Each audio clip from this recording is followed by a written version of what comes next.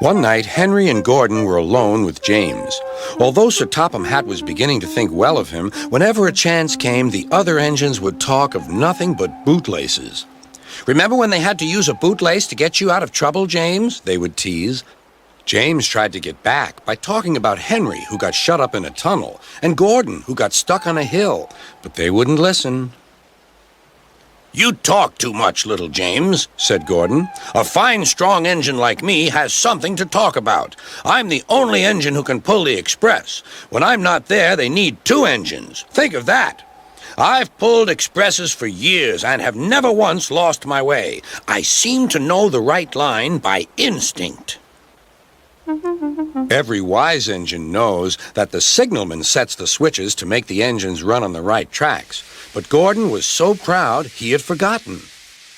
"Wake up, James," said Gordon next morning. "It's time for the express. What are you doing? Odd jobs? Ah, well, we all have to begin somewhere, don't we? Run along and get my coaches. Don't be late."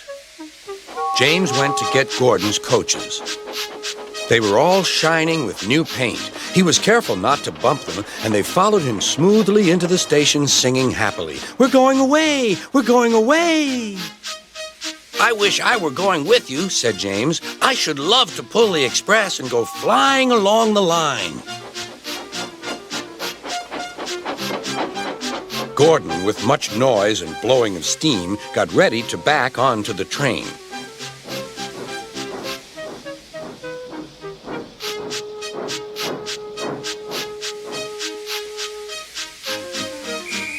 Sir Topham Hatt was on the train with other important people, and as soon as they heard the conductor's whistle, Gordon started.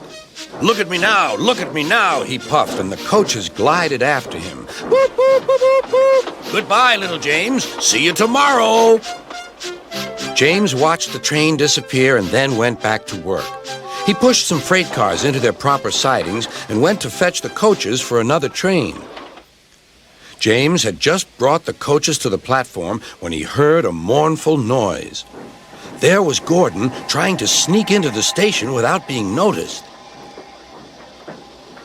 "Hello, Gordon. Is it tomorrow?" Gordon didn't answer. He just let off steam feebly. "Did you lose your way, Gordon?" "No, it was lost for me. I was switched off the main line onto the loop. I had to go all round and back again." "Perhaps it was instinct," said James. All the passengers were shouting at the ticket window, "We want our money back." Sir Topham Hatt climbed onto a cart and blew the conductor's whistle so loudly that they all stopped to look at him. Then he promised them a new train at once. "Gordon can't do it. Will you pull it for us, James?" "Yes, sir. I'll try." So James was coupled on and everyone got in. "Do your best, James," said Sir Topham Hatt. Come along, puffed James. "You're pulling us well, sang the coaches. "Hurry, hurry, hurry," puffed James.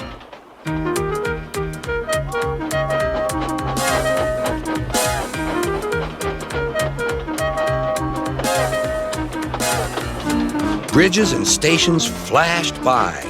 The passengers cheered, and they soon reached the station. Everyone said thank you to James, and Sir Topham Hatt was very impressed. "Well done. Would you like to pull the express sometimes?" "Yes, please," answered James. Next day, when James came by, Gordon was pushing freight cars.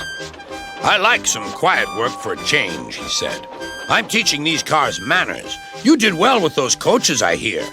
"Good. We'll show them." And he gave his cars a bump. James and Gordon are now good friends. James sometimes takes the express to give Gordon a rest. Gordon never talks about bootlaces, and they're both quite agreed on the subject of freight cars.